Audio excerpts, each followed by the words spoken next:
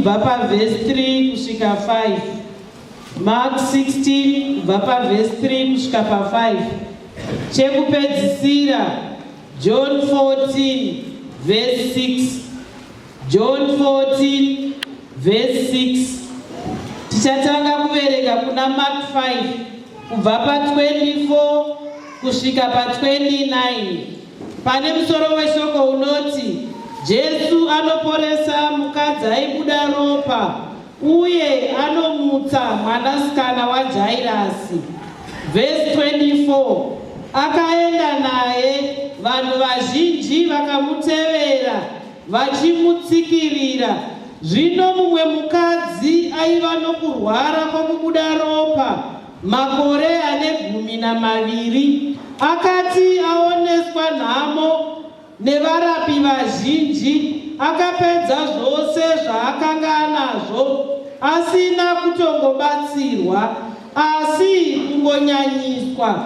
Akati anzwa zvaJesu, akauya pakati pavanhu vazhinji vaiva mashure, akabata nguo yake, nokuti akati, kana ndikabata nguo yake bedzi ndichaponeswa.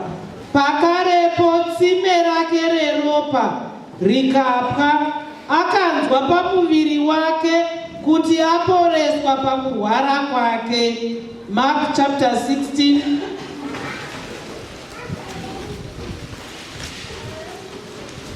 verse 3 kusvika pa5. Pane musoro weshoko unoti kumuka kwaJesu nokuzviratidza kwake. Verse 3 to 5. Vakataurirana vachiti, ndianiko achatikungurusira ibwe pamusuo webwiro? Zvino vakati vachitarira, vakaona kuti ibwe rakanga ratokunguruswa nokuti raiva guru kwazvo. Vakapinda mubwiro, vakaona jaya rakanga rigere kurudyi, rakapfeka nguo chena yakarehwa, vakavhundutswa. John chapter 14 verse 6. Pane musoro weshoko unoti Jesu anonyaradza vadzidzi vake. Verse 6.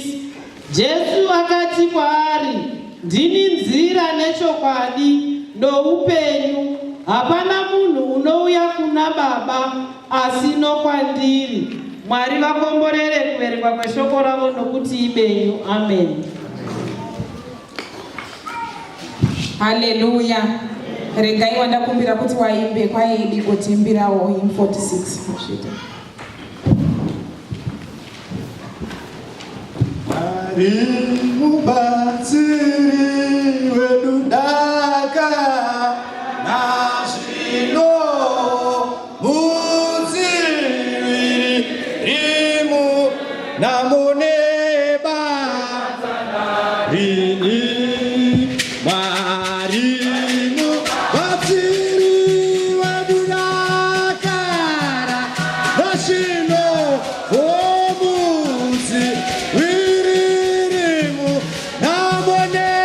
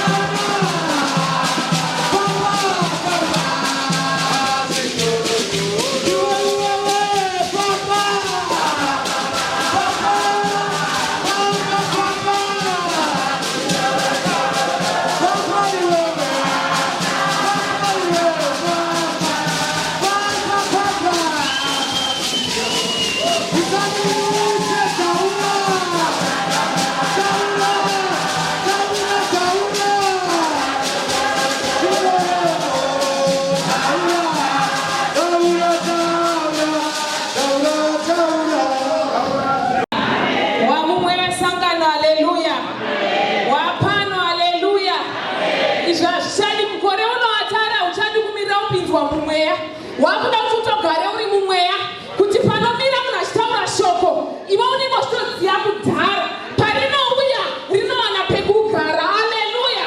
ukaona uri kuti kwanga kwakatonhora ndiwe uri kutonhora, uri kutoda nyasha mangwanani ya. Regai nditange kutenda Mwari zvakanyanya nekunditendera kumira panzvimbo ino.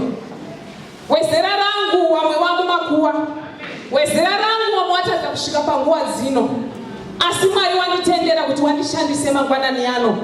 Regai nditende zvakare Reverend Kabungaidze namai nekunditendera kumira mukati mekereke yawe vanofudza. Haleluya!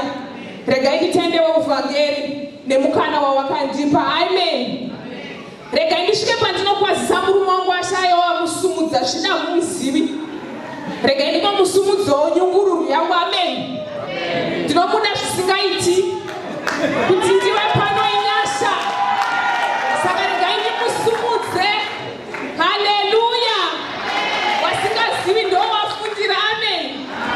Munhu asingangofariri zvekutaura taura zvakachiita opposite. Iwe wakangonyarara asi zvakangonyarara kuna maibva zvanyarara. Amen. Regai ndikwasise section yangu missions plan. Amen. Wari pano ndawaona kuzodzigira muparidzi. Haleluya! munatoshinga kuti amen, otherwise ndingadoni. Regai nditende zvakanyanya Mwari neuyu mukana. Patiri pano paEaster ngatirege kungoita chijairiro chekuti nekuti Easter conference tofana kuenda. Ndikasaenda musoro dambudziko vanoti wanga usingavi kuchecha handikuoni. Iyoyo mind ibvise muupenyu hwako, but ita kuti shoko rimwe nerimwe richataurwa mukati ma2018 ngariwe necharinowaka muupenyu hwako. Rimwe nerimwe zvaro, wedha warinzwa parufu, wedha warinzwa mutreni kana mutaxi, ngariwe necharinobata mukati muupenyu hwako muna 2018. Nokuti shoko rega ndo rinowaka upenyu hwako. Shoko rega ndo rinoita kuti uwe zvauri. Amen. Kana tichitaura nyaya yeshoko ndikutaura nenyaya yeshoko raMwari, kwete shoko reWhatsApp kana shoko rekuFacebook, but shoko raJehovha raakataura. Amen. Tapano mangwanani anotagarira Mwari mubatsiri wedu dakara nazvino mudziwiri rimunenamo nevadzanari izvo zvese zvisa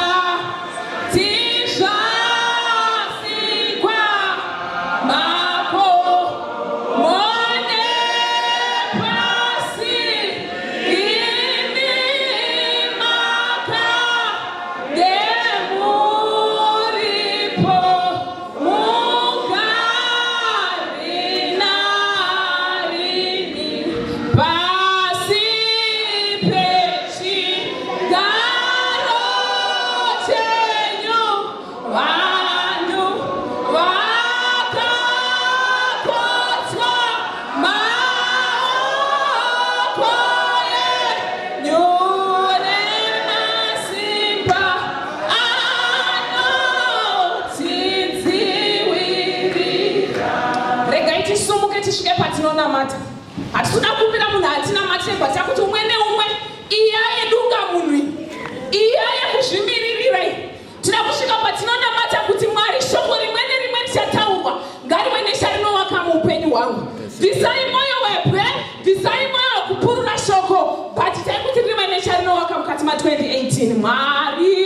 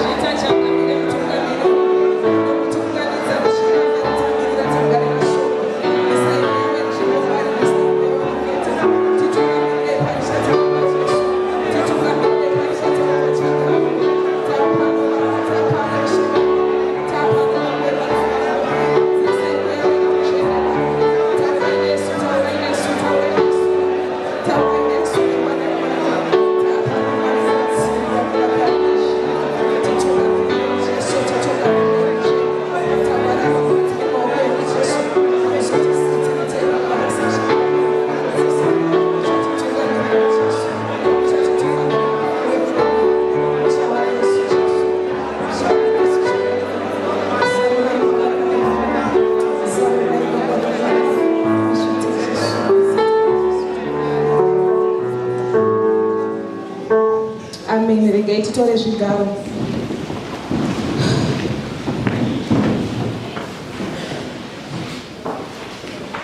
Mwari wakandinakira nguva dzose. Pandanga ndiri muno mune zuro ndichinzwa shoko raMwari ranga richitaurwa nevana vaMwari, ndakati Mwari, kuda kwenyu ngakuitwe nokuda kweshoko raingotaurwa. Vakasumuka vaMareya wakati ndichange ndichireya. Amen. Papa kushanda emasenema. Zvikanzi waMareya ndichange ndichireya. Wamuhomba wachizoya wachizoisira mihomba. Haleluya. Nhasi pana maifundira. Amen. Twana vachita zvekufundira wachita sei. Haleluya. Mwari ngowatiatire nyasha. waMareya pawakutaura zuro, ndakagara pasati pomwe mukadzi ndikati muvhangeri zvawakuita izvi hazvina kunaka, zvekupinda mukati memashoko evamwe. Saka mangwana ndichataura kuti chii. Wakanga wakufamba nenyaya yetruth, zvakanga ndisingachanzwisisi kuti kana munhu waMwari akuitaura ndichasarwa nei chekutaurwa kuvana vevanhu. Amen. But mweya waMwari une makuhwa. Haleluya. Zvine muitiro wazvo. Ndapa musoro wenyaya unoti, kana mukaramba muri mushoko rangu muchaziva chokwadi, uye chokwadi chichakusunungurai. Kana mukaramba muri mushoko rangu muchaziva chokwadi, uye chokwadi chichakusunungurai. Haleluya. Kana mukaramba muri muchokwadi, muri mushoko rangu muchaziva chokwadi, uye chokwadi chichakusunungurai. Ndikati Mwari makambotaura kudini zvetruth iri kunzi truth ichakusunungura. Tikatarisa kuna John, kana ndisingakanganisi, anotaura kuti I am the truth, I am the way and I am the life. Hallelujah. Ndo truth yenda kutaura nezvayo mangwanani ano, kuti kana mukaramba muri mushoko raJehovha muchaziva zvokwadi. Zvokwadi yandinotaura nezvayo haisi yekudzwa mumanyuzipepa, haisi yekudzwa mutelevision, but ndeyekudzwa mushoko raMwari. Haleluya. Zvokwadi yandinoda kutaura nezvayo ndo inokuponesa mangwanani ano, kuti ukaramba uri mushoko raJesu uchaziva zvokwadi. Haleluya. Kugara mushoko kwakanaka wadikani. Kugara mushoko zuva nezuva zvinhu zvakanaka. zvinhu zvinosimudzira mweya wako. Amen. The word of God lived before all the creation. Zvimwe zvese zvisati zvavako, shoko raMwari rakanga ratovapo. Ndora ndiri kutaura nezvaro mangwanani ano, kuti zvese zvisati zvavapo, iro rakanga ravapo. NemaWhatsApp atinotemba asati avapo, iro rakanga ravapo. Haleluya. Mwari watiitire nyasha. Zvikanzi Jesu is the firstborn of all creation. Colossians anodaro kuti Jesu iye akati I am the truth, the way and the life. Ndiye ari kunzi ndiye firstborn, ndiye nangwe pazvisikwa zvose. Amen. Shoko rinotonga samambo. Shoko raMwari rinotonga samambo. Harina doubt, haribvunzi. Ukamongorora mazwi akataurwa nemwengi, anoti ndizvo here kuti, ndizvo here kuti, bati raJesu rine authority. Ndora ndiri kuuya naro mangwanani ano, rine authority. Haleluya. Muvhangeri vakataura zuro, zvikanzi generation yemazuva ano manetsa, because maakuda kuteerera mashoko aSatani, than rine authority rekwaMwari. Tagara, tarelaxa, tiri kunegative side, but the positive side tarikanganwa. Rinoti whenever situation yaunosangana nayo, if you apply that truth, if you apply that word, you come out with a positive answer. Don't truth yenu na kutaura nezvemangwanani yangu. Ndiri idi, ndiri nzira, ndiri upenyu. Mukagara mushoko rangu, muchaziva chokwadi, uye chokwadi chichakusunungura. Shoko raJesu rakanaka. Peter anobva ataura zvikanzi sawacheche vachamozvarwa pangai mukaka weshoko. Haleluya. Pangai mukaka weshoko. Shoko rakanaka. Hanzi ukapanga mukaka weshoko unokura.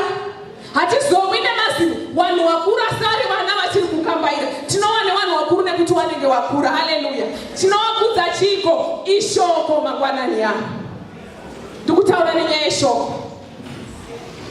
Ukoshwa weshoko. Ukoshwa weshoko. God's words lead us to salvation. Rinotiponesa. If we stick to the word of God, tinowana kupona mukati meupenyu. Haleluya. Tinowana kupona mukati mekurarama. Haleluya.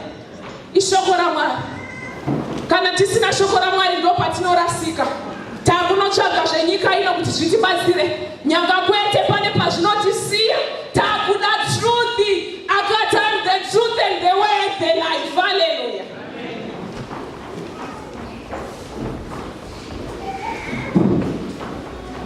That shoko raMwari rine authority.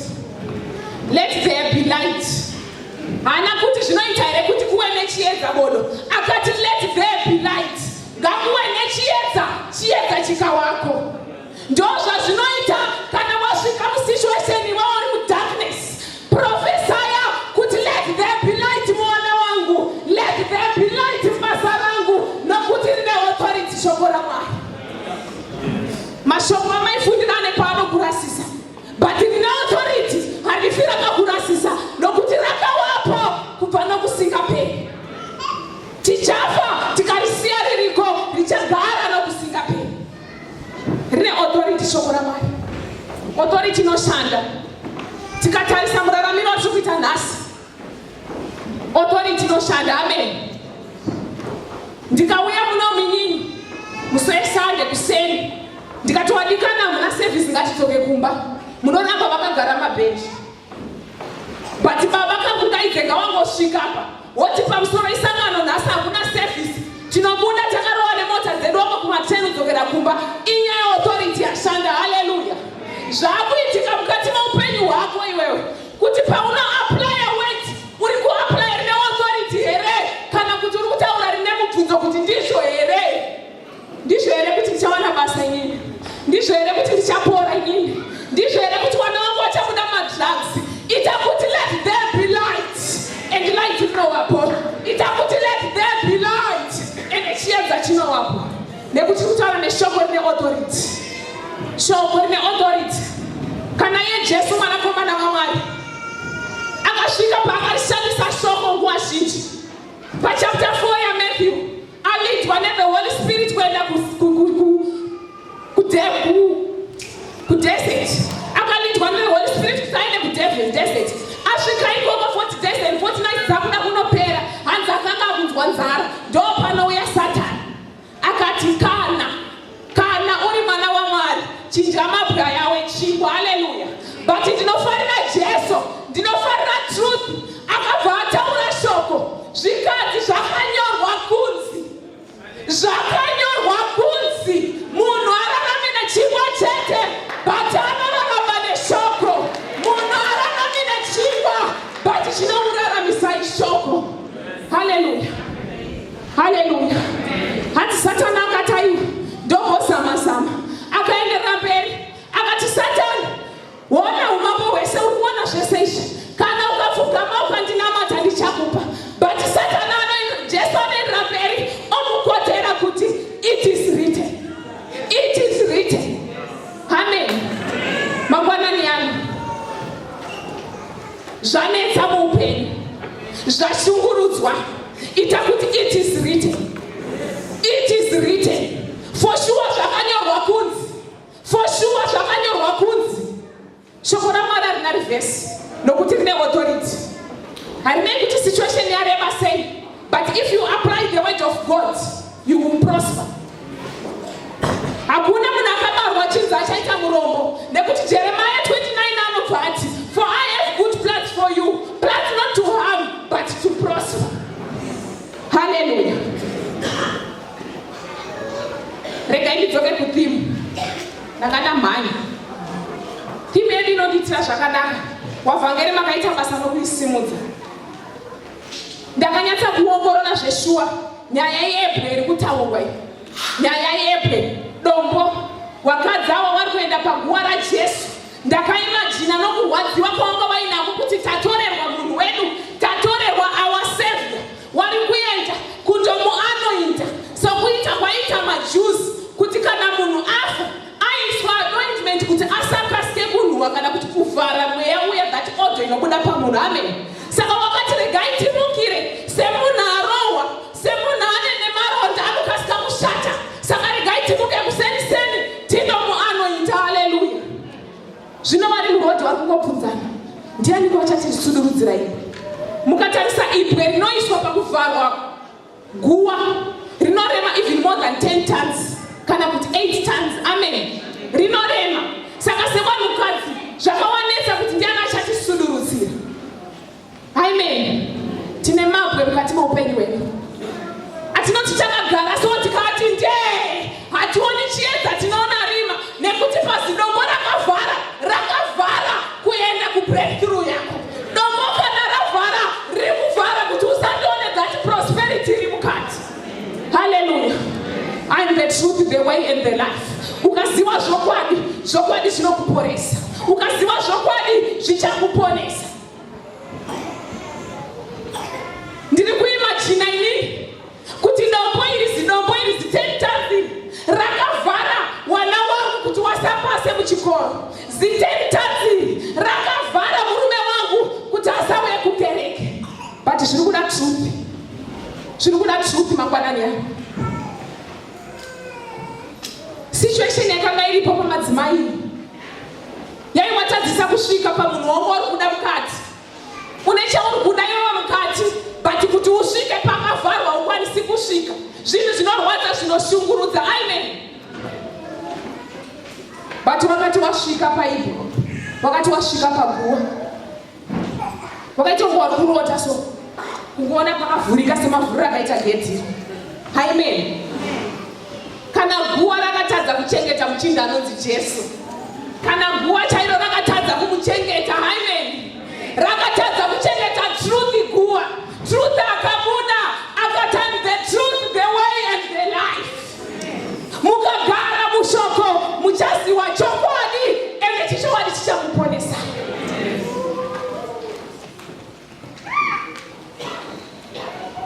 Dombo rinoisa darkness kana ravhara. Dombo rinoisa rima munenge makavharirwa. Kana wakambovharirwa in a certain situation, unoyatsa kunzwisisa zvandiri kutaura. Ndakamboti rimwe gore takabarwa kumusha, tikakura kumusha. takapinda mugomo rainzi Kwidza kunotsvaga huni.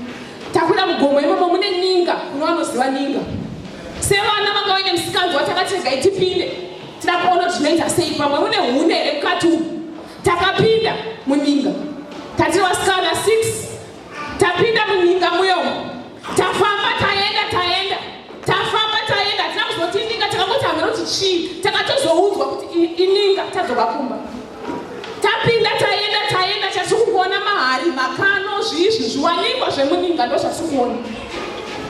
Tasvika pakati nepakati takanyatsa kuona kuti kwasiri kuenda hakuna chiedza, irima chete. Amen. Irima chete kwasiri kuenda. Kuti tichadzoke kwatabva takuona futi irima hakusisina chiedza nekuti tatava pakati nepakati peninga. Kana mweya wakufema unoita mushomo nekuti tatava pakati nepakati pedarkness. Amen. Takafunga kutoita sei nekuti kwasiri kuenda tizoti nonobuda here, regai tidzoke kwatabva. Ini ndina ndakaita wechidiki mazera yayo pawasikana vanga varipo, ndiri kumashure. Tasvika zveshuwa kwatapinda nako, wairi watatu wakabuda, wakabva waganga ndokukungurutsa zipwe kwakuti pamusoro peninga twa isu tichiri mukati. Ndira kutsanangura mangwanani ano neibwe rinovhara zvauri kuda muupenyu hwako. Ndira kuti unzwisise upinde musituation yeninga ndandiri kuti kumberi handisi kuziva, kumberi kwavharwa ndapakati. Ndakavharirwa. Kana kuti ucheme hauna anokubatsira. Waganga vasikana waisa dombo, wakazofunga zvekuda kuribvisa, but it was too late because wanga wasingachakwanisi kuti waribvise. Kurikungurutsa kwakaita easy, but kuzoribvisa zvakawanetsa. Pana vari kufamba nene here mangwanani ano? Pane vanene here muninga mangwanani ano?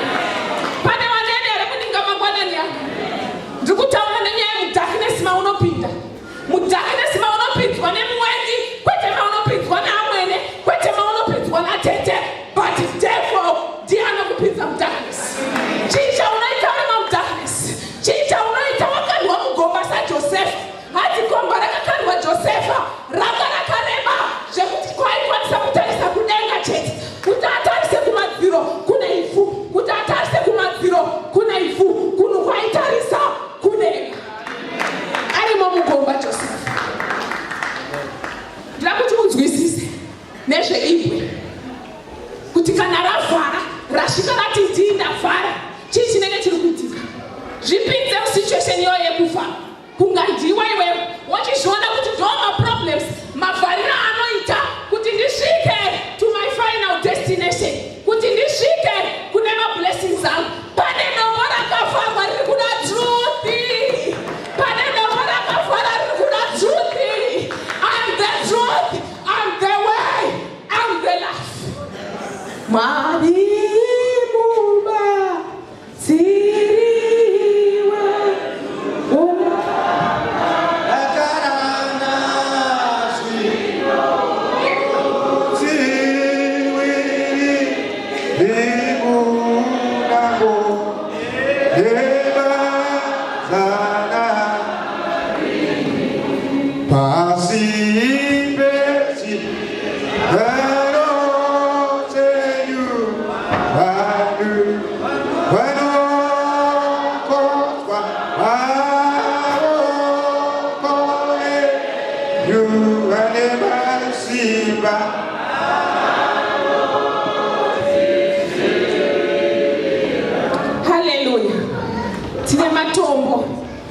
stones akavhara entrance of your heart. Tine matombo akavhara entrance of your heart. A stone apa riri kurepresenta a barrier to your goal. I mean, a barrier to your goal. You want to pursue something muupenyu wako, but pano uyazitentani rosvika roti ndi. Uri kuda iwewe kuti ndida kubuda ne 15 points, pano uyazitentani rosvika roti ndi. Uri kuda muchato, pano kunguruka zipwe rosvika rovhara, pari kuda the truth. Mabwana nyaya. Ukagara mushoko uchaziwa chokwadi, ende chokwadi chichakusunungura. Chokwadi chanokutaura inini nechaJesu, kuti ukaziwa Jesu achakusunungura, achakuburisa mu every situation yawo. hazvirambi zvakadaro. Truth, kuziva zvokwadi mukati meupenyu. Tine mastones akavhara entrance of your heart. Stone yefear chaiyo inokuvhara to your goal. Stone yerebellion inovhara to your goal. Stone yeshanje chaidzo inovhara to your goal. Stone yako unoiziva mangwanani yano iri kuita kuti utadze kusvika kugoal yako. Mumwe neumwe anodombo rakamutsitsirira raari kudzungaira kuti ndianiko achandibvisira ipi, ndianiko achandisundurudzira ipi. But pana truth wandauya naye mangwanani yano. Ndina truth wandauya naye. Ukagara mushoko uchaziva chokwadi, ende chokwadi achakusunungura. Ukagara mushoko uchaziva chokwadi, ende chokwadi achakusunungura.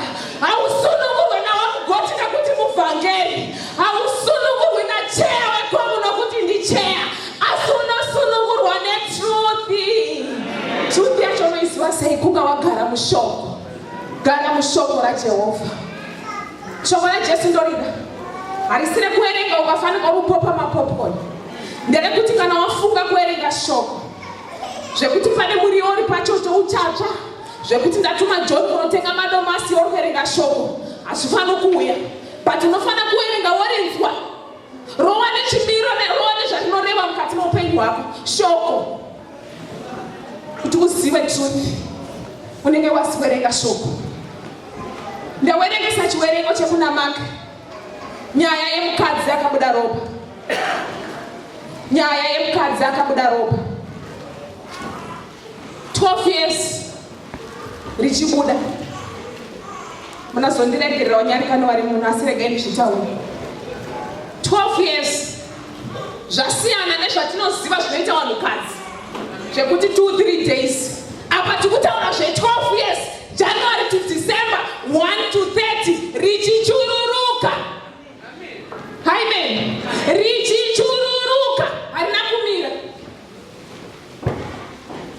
Zvekuti akanga unyatsa kunzwa kuti nini pane vanhu vachakwani mutemo wechiJudha waiti kana waita that situation wafanana nemunhu akaraswa kana kuti muna nemaperembudzi, haubvumidzwi kuasosieta nevamwe, haubvumidzwi kumikisa nevamwe, haubvumidzwi kuita sei, haubvumidzwi, but unenge uri muranda. Unatongotanga wageswa. Hanzi mukadzi uyu akati agara akafunga zvekuenda kuman'anga ndokusvika n'anga zvakakona. Akati gore rino aiwananzwa kuti kwaita mukurupira waprofeti wanotengesa nemaketeni anodzirira, aiwa zvaramba. Zvikati kwete kani pamwe ndingambosungirira mumwiri wangu zvimwe zvinhu zvingaita ropa rikamire, aiwa zvaramba. Makore ari kuenda kusvika nemombe nehuku dzanga inadzo zvakapera kutengeswa achitsvaga kuti apone. Zvakapera zvose kutengeswa achitsvaga kuponeswa, asi zvakaramba. Zvakaramba. Amen. Mukadzi aibuda ropa. Mutemo wemaJudha waiti ari unclean due to continual flow of blood. Anyone who touches him or her will be unclean. Kungomubata chete, mutemo wemaJudha. Kungomubata chete kana kumuguma waidzi newewe watosviba, unotanga ungogeswa. Mutemo wevaJudha. They must wash their clothes both with water. Kana watongomuguma kuti wamuguma, unofana tanga watogeza nehembe dzako dzacho dzese, iwe wozondokiridzwa uko. Zvese zviri pauri zvogeswa nekuti waguma uyu. Waguma uyu.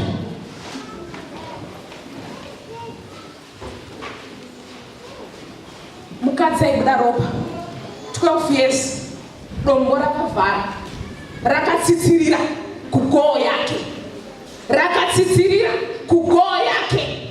Ndakatarisa ndikaongorora mukadzi uyu ndikati kana uchidza ufani kugumwa nemunhu kana nekisa anga asingachaisiwi baba, kana nevana vake hadzi kuti wamuhaga anga asingachazvisiwi baba, kuti kana kuti aende pane vamwe kunyaradzo kana kumafara anga asingachazvisiwi baba. Batanga musituation yekutanga mudarkness.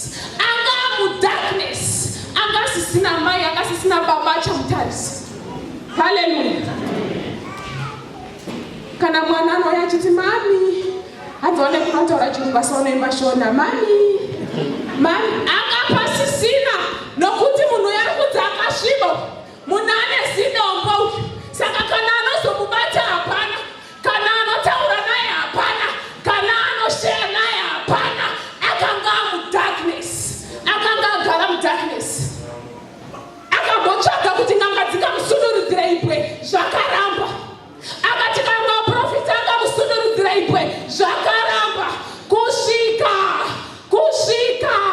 hanzi akati adzwa, akati adzwa.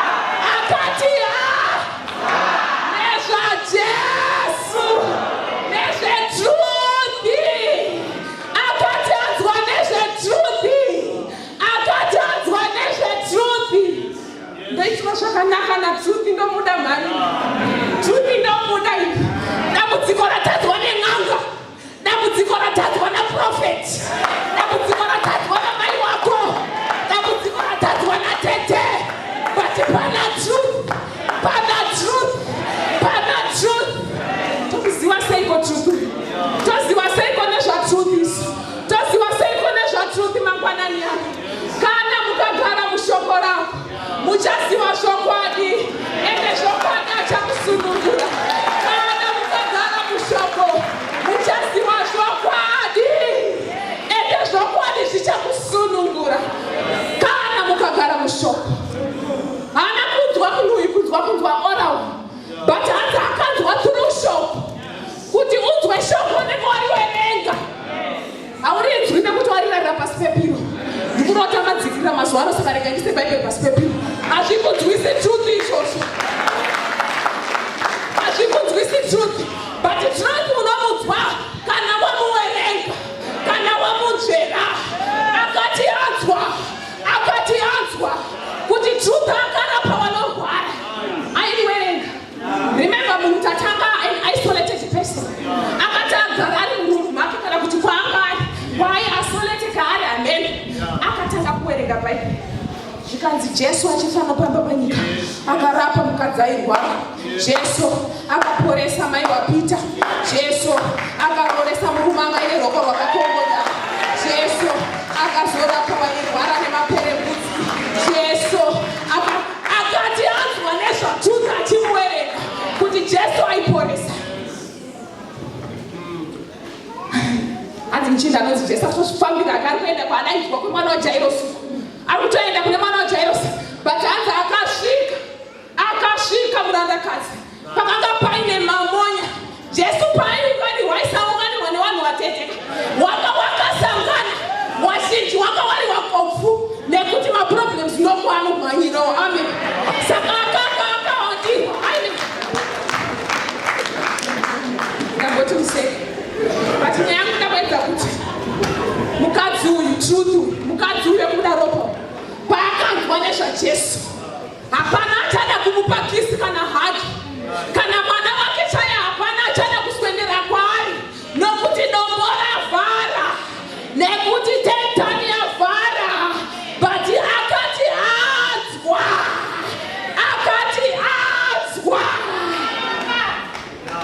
akamutsvaga akati tikumuda uyu aripiko Jesu.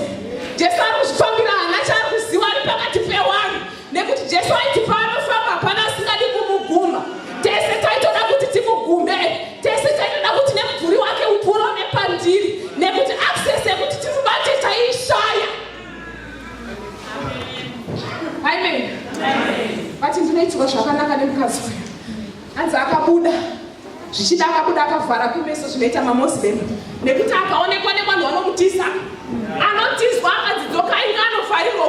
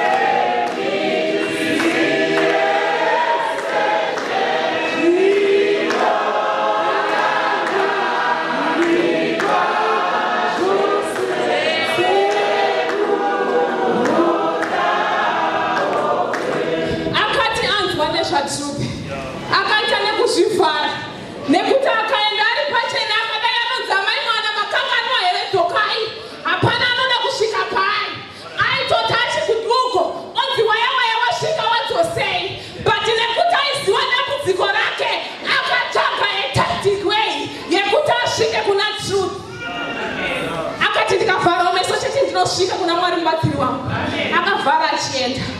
akavhara achienda asvike pamhomo pana ana baba muswere wakavhara Jesu ari pakati haasvikirike but akati ndinomuwina chete truth uyu no matter makavhara mapi no matter uripo 10 ton ndiri kuda kunanambira kuna truth nekuti dambudziko rangu rashaya apedza but truth wandanzwa uyu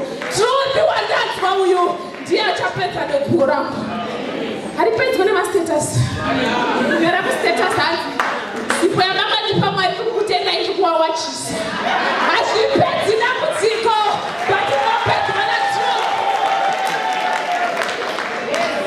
manetsana nemurume nhasi toswera tazvaona kustatus ruda runyengere uri kuna truth hama yangu akati anzwa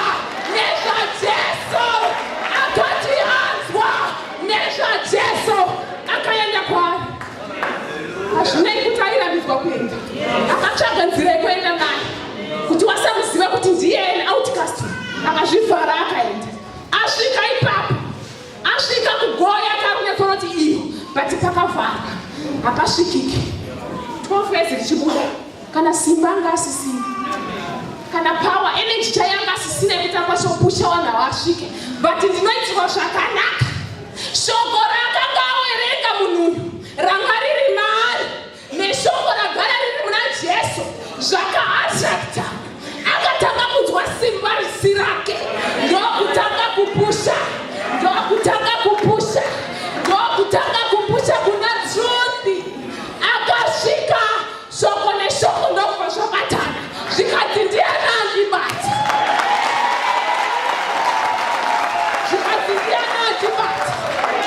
ndati mukaregara mushoko muchaziva zvokwadi ende zvokwadi zvichakusunungura mukagara mushoko amai muchaziva zvokwadi ende zvokwadi zvichakusunungura akanga anzwa nezvajesu aigara achiwerenga shoko kuti Jesu wakarapa akati daugomumaira Jesu achisvika pana Jesu hazvinei pane mapu yakavhara akanzwa simba risi rake ndokusvika ubata shoko riri mari neriri muna Jesu zvazvabatana Jesu akati ndiani kwandikuma imi Jesu muri right here upstairs mungati ndiani andiguma nechaunga chiri pano mune shoko mune murandakadzi we12 years mune shoko riri mari shoko neshoko zvagumana Jesu anonoka akati ndiani andibata apari kubata vanhu vesawo mosinganzwiva Jesu papa chikuguma vanhu vesawo mosinganzwiva wazozvinzwa nekuti pasvika shoko shoko natushoko zvagumana shoko nashoko zvagumana manzi paakangobata Jesu ropa rakabva ramira varati gwa ipapo ndinomuda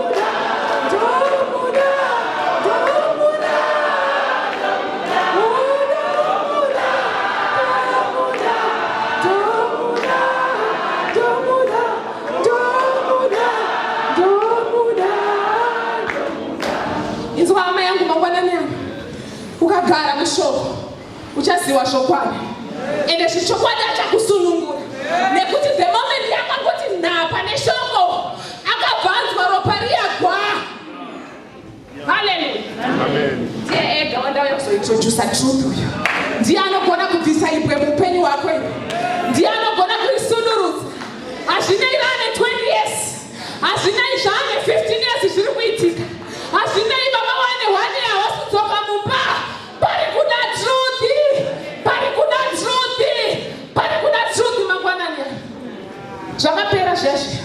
zvekuti ndikaona dambudziko ndinochema ndiri pamashoulders amainingi. Hausisiri mukore uno. Mukore uno ukaona dambudziko, vhura shoko. Vhura shoko rinokudzikamisa. Vhura shoko rinokunyaradza.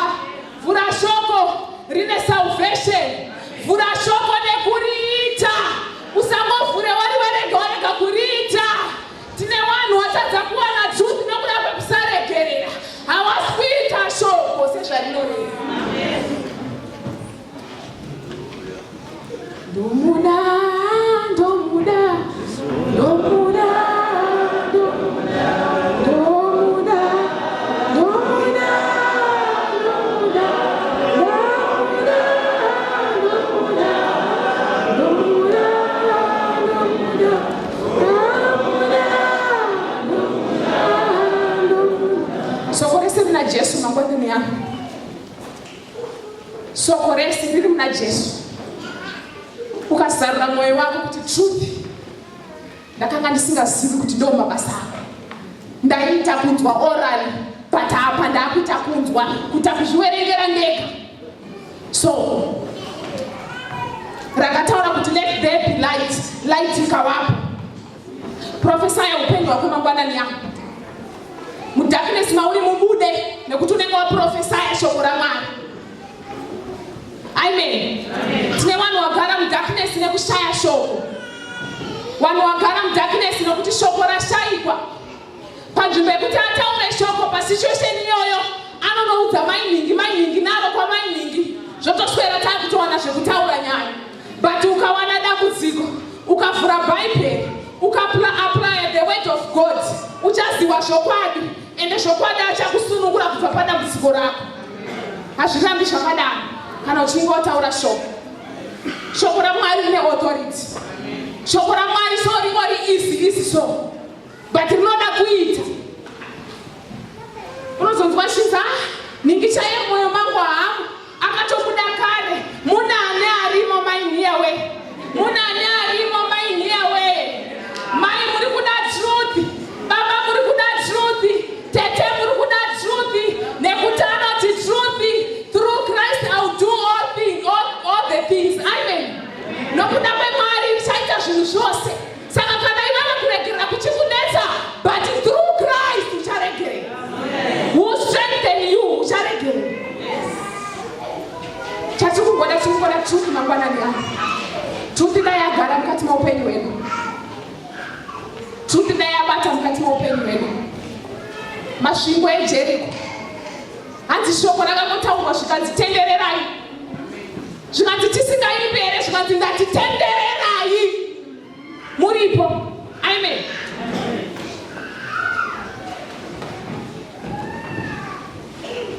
Mangwanani yangu. Ngatidaidze truth. Kuti Mwari ndagara nguva yareba ndisisina hope senzakadzana nemukadzi we12 years. Ndakambofamba dzimwe nzira ndichiti kana ndarwara ndine zvimwe zvinhu zvandinozora pamwiri wangu kuti pamwe ndo zvingandiponesa, but mboda hazviponesiba. Mwari ndakambogara ndichiti pamwe makuhwa anondipedza dambudziko rangu, but bodo Mwari nhasi ndanzwa kuti kuna truth. Akasangana nemukadzi uyu akanga akazadzwa neshoko, kwakundobatawo shoko pazvabatirana shoko tushoko mukadzi bvapo. Ndona tinoda kugamuchira mangwanani yangu. Shoko wadikani. Mukagara mushoko rangu muchaziwa shokwadi. Ende shokwadi achakusunungura. Hatikuda kusvika munguva yokunamata kutsvaga truth. Mwari ndakafamba nguva zhinji ndisingazivi kuti zveshuwa ndo muitiro wenyu Mwari unotapira. Taingoti ndikaparidzwa toti amen, but ndisati ndariita. Asi ndikuda simba Mwari nokuti through Christ I'll do. Takusunga netsoka dzedu.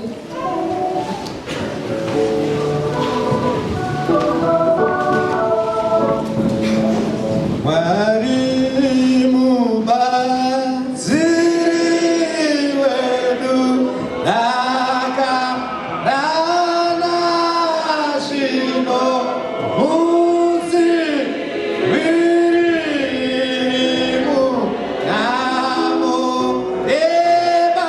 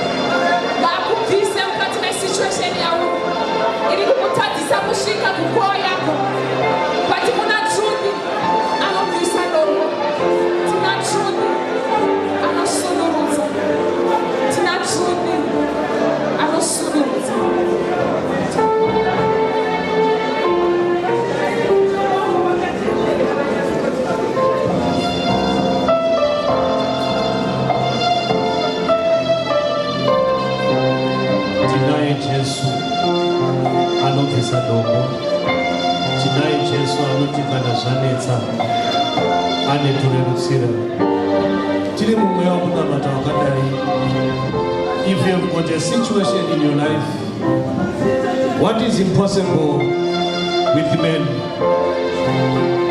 it is possible with God. This is a revival where we are saying, God, we need a turnaround. God, we need a new beginning. Tinaye mtakuru wakanaka anonzi Jesu. Ena mtu wakagara kwa sababu just stand. If you have got a situation in your life, I need the intervention of the Lord.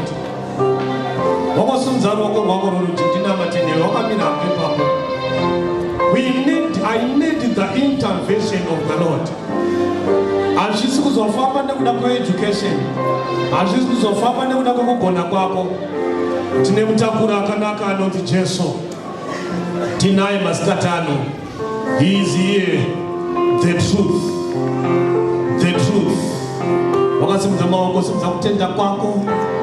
kuti ndasangana nemi Jesu out of this service. Ndoda kuti zvangu zvinotanga kufamba, zvinotanga kuendeka. Dombo randakaisirwa muupenyu hwangu ngaribve nezita raJesu. Upenyu hwangu hunofara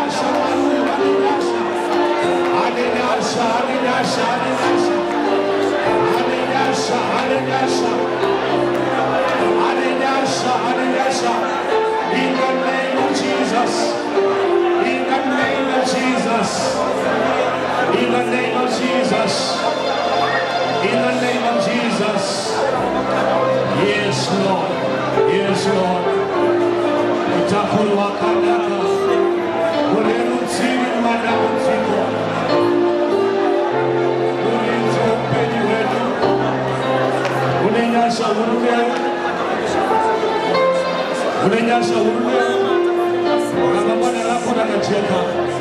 He is starting it afresh. Yes, yes. That impossibility, it is a possibility to him. In the name of Jesus. Yes. Yes. Come on.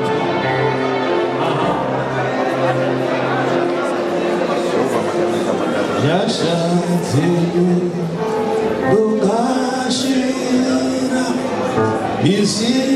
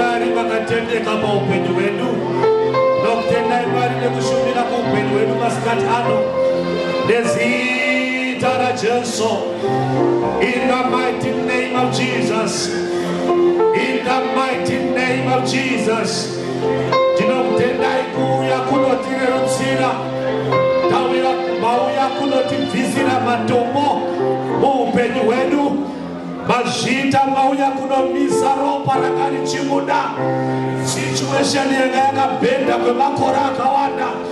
We are speaking against you right now.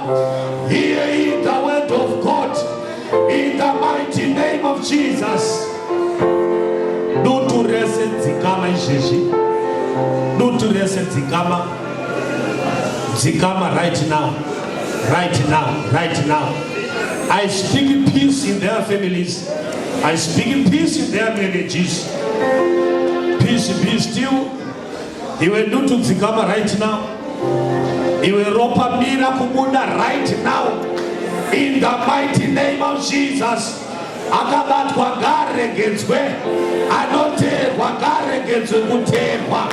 Every nyama munonzwa, I speak against you right now.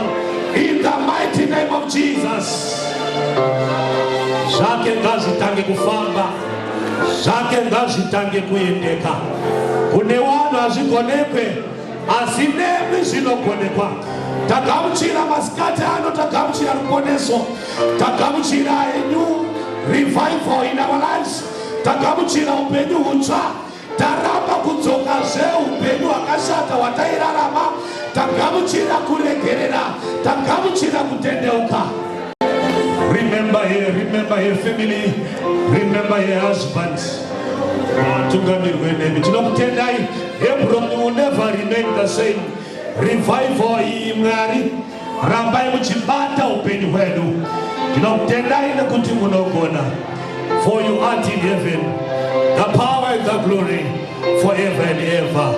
Amen. Tipe chipo chakombera kuna Jesu.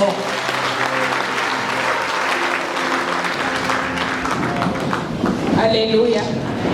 Regaini kusia kune wandiwa mashita.